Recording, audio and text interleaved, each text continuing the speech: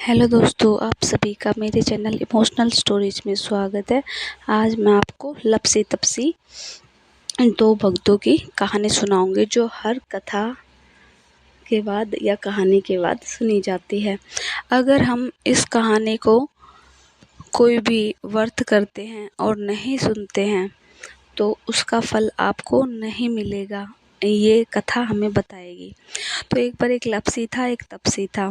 तो लपसी का काम था हमेशा सवा सेर लापसी बनाकर भगवान को भोग लगाकर और खुद खाता था मंदिर में बैठकर ही। और तपसी का काम था कि दिन रात तपस्या करना।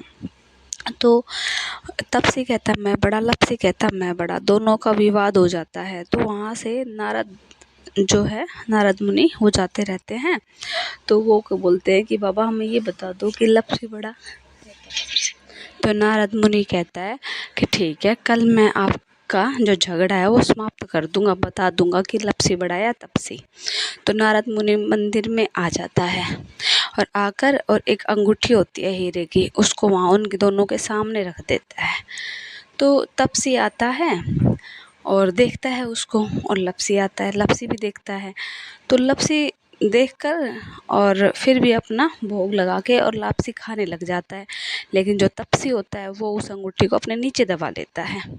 इतने में नारद मुनि आते हैं और बोलता है कि मैंने तुम्हारा झगड़ा समाप्त कर दिया। बोला कि बताओ बाबा, मैं बड़ा या ये बड़ा। बोला कि तपसी जो है वो खड़ा हो जाए। तपसी जैसे ही खड़ा होता है उसके नीचे अंगूठी मिलती है। तो बोलता है कि लपसी बड़ा। क्यों? क्योंकि तपसी मंदिर में बैठ कर के भी और तपस्या करने के बाद भी उसकी लालसा ख़त्म नहीं हुई और वो अंगूठी को दबा लेता है। और तब जो लपसी है वो लगातार अपनी भक्ति में लगा रहता है और अपना भोग लगा के सवा सेर की लापसी की ओर खाता रहता है।